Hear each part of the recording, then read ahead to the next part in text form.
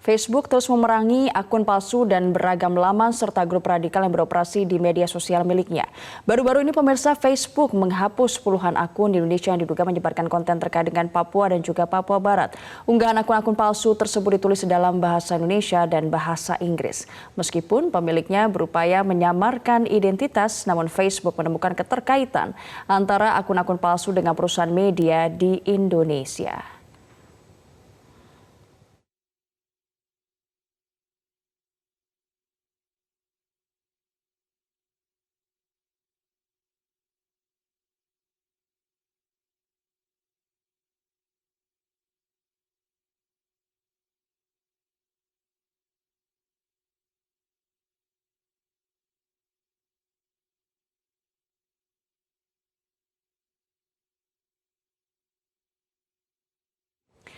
Dan pemirsa, untuk pemaparan lebih lanjut mengenai hal ini, kita akan bergabung langsung dengan rekan saya Eva Wondo yang sudah akan hadir untuk Anda dengan segmen Fact Check. Silahkan Eva. Ya baik, terima kasih Ajeng. Ajeng dan juga pemirsa, ini Facebook resmi menghapus 69 akun Facebook, 42 halaman dan 34 akun Instagram yang diduga menyebarkan hoaks terkait dengan Papua dan Papua Barat. Bahkan pemilik jaringan akun tersebut juga membelanjakan uang sejumlah $300.000 Amerika Serikat atau sekitar 4,2 miliar rupiah untuk mengoptimalkan penyebaran kontennya lewat Facebook Ads. Benarkah demikian? Mari kita cek faktanya pemirsa.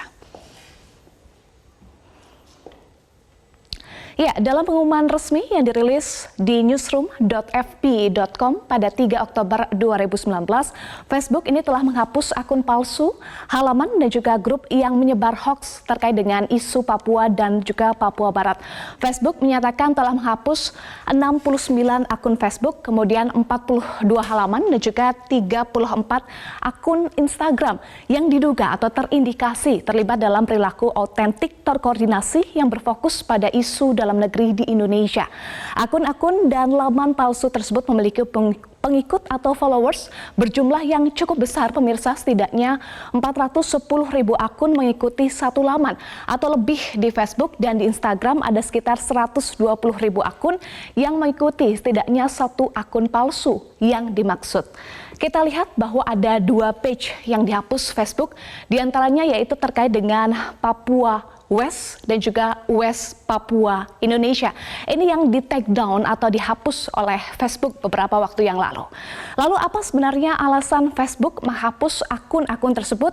Kita lihat pernyataan dari Kepala Kebijakan Keamanan Siber Facebook, Nathaniel Glazer, menyatakan bahwa orang-orang di belakang jaringan ini menggunakan akun palsu untuk mengelola page, kemudian menyebarkan konten dan mengalihkan pengguna ke situs yang lain. Glazer ini juga menyatakan bahwa akun dan halaman palsu itu mengunggah dalam bahasa Inggris dan bahasa Indonesia tentang Papua Barat dengan beberapa halaman berbagi konten untuk mendukung gerakan separatisme. Ini yang tentunya berbahaya pemirsa. Sementara yang lain mengunggah kritikan. Nah, selain di Indonesia, Facebook juga turut menghapus jaringan akun palsu yang ditemukan di beberapa negara lain seperti Uni Emirat Arab, kemudian Nigeria dan juga Mesir. Jumlah akun dan laman palsu yang dihapus juga mencapai ratusan. Kampanye-kampanye akun palsu di Uni Emirat Arab, kemudian Nigeria, Mesir, dan Indonesia ini tidak saling terkait, tetapi masing-masing membuat jejaring akun palsu untuk kemudian menyesatkan pengguna tentang siapa mereka dan apa yang mereka kerjakan. Ya, kita lihat bahwa ada temuan lain dari Facebook yang dirilis di newsroom Facebook bahwa pemilik jaringan akun palsu tersebut juga membelanjakan uang sejumlah $300.000 Amerika Serikat atau kalau kita kalkulasikan dalam rupiah nilainya mencapai 4,2 miliar rupiah. Tentu ini angka yang fantastis. Mengapa? Karena dugaan dari Facebook bahwa angka ini untuk mengoptimalkan atau dana ini untuk mengoptimalkan penyebaran kontennya lewat Facebook Ads. Apa itu Facebook Ads? Facebook Ads ini adalah fitur yang ditawarkan oleh Facebook untuk mempromosikan atau mengiklankan fanpage yang sebelumnya sudah dibuat oleh pengguna Facebook dengan jangkauan yang berbeda dan dapat diatur oleh pemasang iklan tersebut. Pertanyaannya kini pemirsa, mengapa harus sampai beriklan di Facebook dengan dana yang tidak sedikit 4,2 miliar rupiah? Bayangkan pemirsa, dananya dari mana dan siapa sebenarnya penyandang dananya?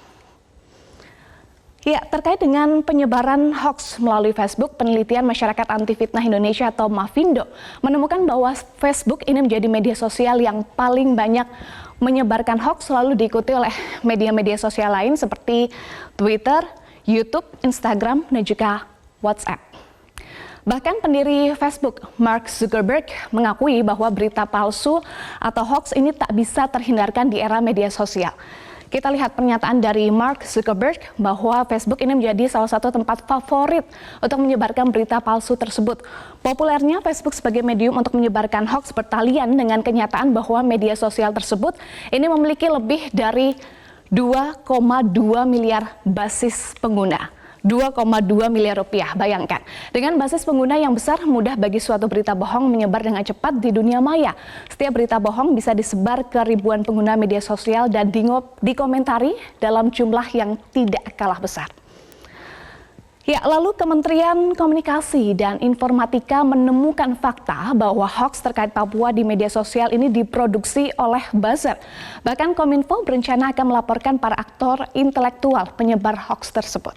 Selengkapnya kita terhubung melalui sambungan telepon dengan Pelaksana Tugas Kepala Humas Kominfo, Ferdinandus Satu. Selamat siang, Pak Ferdinand, sudah bisa mendengar suara kami? Mbak Eva. Iya, Pak Ferdinand, Kominfo menyatakan ya akan melaporkan buzzer. Siapa sebenarnya buzzer yang akan dilaporkan? Apakah sudah ada informasi terkait buzzer tersebut? Jadi perlu kami sampaikan bahwa pada dasarnya buzzer, influencer, endorser, content creator yang bekerja di era digital ini tidak ada larangannya. Tapi ketika mereka memposting atau mengendorse atau memviralkan konten-konten terkait hoax, ujaran kebencian, terutama yang berbasis suku, agama, ras, antar golongan yang menimbulkan permusuhan antar individu dalam kelompok masyarakat, itulah yang kemudian menjadi isu, itu yang kemudian menjadi concern pemerintah, concern negara untuk kemudian mereka harus ditindaklanjuti atau ditindak secara hukum. Nah, dalam konteks Papua dan Papua Barat yang kemudian berdampak pada kerusuhan di beberapa kota di Papua dalam beberapa waktu belakangan ini, memang seperti temuan yang dilakukan oleh Facebook, kami juga sudah mengindikasikan dari awal bahwa penggunaan Facebook secara masif terkait dengan produksi konten-konten hoax ini cukup tersebar, sehingga 69 page yang tadi kemudian di take down atau di remove oleh Facebook itu adalah bagian dari bagi kami sangat mengapresiasi langkah yang dilakukan Facebook tersebut. Kami sedari awal mendorong seluruh platform media sosial yang beroperasi di Indonesia untuk ikut menjaga ketertiban dalam bermasyarakat, dalam bernegara kita, termasuk dalam menjaga kita bermedia sosial dengan tidak memposting konten-konten yang menyebarkan hoax, apalagi dari akun-akun palsu, akun-akun yang kalau kita ibaratkan mereka melempar isu bersembunyi,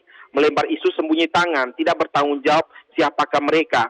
Dalam beberapa pekan yang lalu, Menteri Kominfo sudah meminta kepada Facebook dan platform media sosial lainnya agar Facebook dan medsos yang lainnya untuk kemudian melakukan validasi terhadap akun-akun. Kami meminta mereka validasi dan verifikasi menggunakan nomor handphone yang sudah verifikasi, yang sudah registrasi. Namun beberapa pernyataan Facebook menyatakan bahwa saat ini verifikasi terhadap nomor handphone itu belum menjadi kewajiban, masih menjadi pilihan. Usersnya boleh memilih menggunakan nomor handphone atau email. Ini yang kemudian menjadi kendala, cukup banyak akun-akun palsu yang kemudian dipakai untuk kemudian membuzzer atau mengendorse atau memposting, memviralkan konten-konten berbau hoax maupun sara. Baik, Kominfo ini mengapresiasi langkah dari Facebook untuk men-take down atau menghapus akun-akun tersebut. Tapi langkah konkret yang akan dilakukan oleh Kominfo bagaimana Pak? Apakah akan langsung dilaporkan buzzer tersebut? Kami bukan saja melaporkan, dalam hal ini selalu berkoordinasi dengan Barreskrim Polri. Kami selalu berkoordinasi dan bersinergi dengan Direktorat IT dan Cybercrime Barreskrim Mabes Polri. Setiap akun-akun yang kami identifikasi, bukan hanya pada Facebook, tapi di Twitter, Instagram, YouTube, dan lain-lainnya, selama ini kami lakukan menggunakan mesin AIS, mesin calling yang kami miliki, itu selain kami publish, selain kami sampaikan kepada publik melalui temuan hoax kami, tapi juga kami kirimkan data-data akun tersebut ke Polri untuk proses penegakan hukum. Polri lah yang menentukan, mereka memverifikasi, memvalidasi apakah memang secara hukum layak kemudian diproses dan kemudian dijerat dengan sejumlah pasal pada Undang-Undang ITE, termasuk pasal 28 ayat 1 maupun pasal 28 ayat 2 terkait dengan penyebaran informasi sara. Oke, baik, jadi sudah dilaporkan ke Barreskrim Polri ya Pak ya. Lalu ini Facebook juga menyebut bahwa jejaring hoax beriklan Pak sampai 4,2 miliar rupiah. Apakah Kominfo tahu informasi ini dan bisa terindikasi atau diketahui siapa sebenarnya penyandang dana 4,2 miliar rupiah tersebut? Ya, betul sekali. Facebook sudah menyampaikan, melaporkan kepada Direktorat Jenderal Aplikasi Permatika, Pak Samuel Abdijani Pengerapan.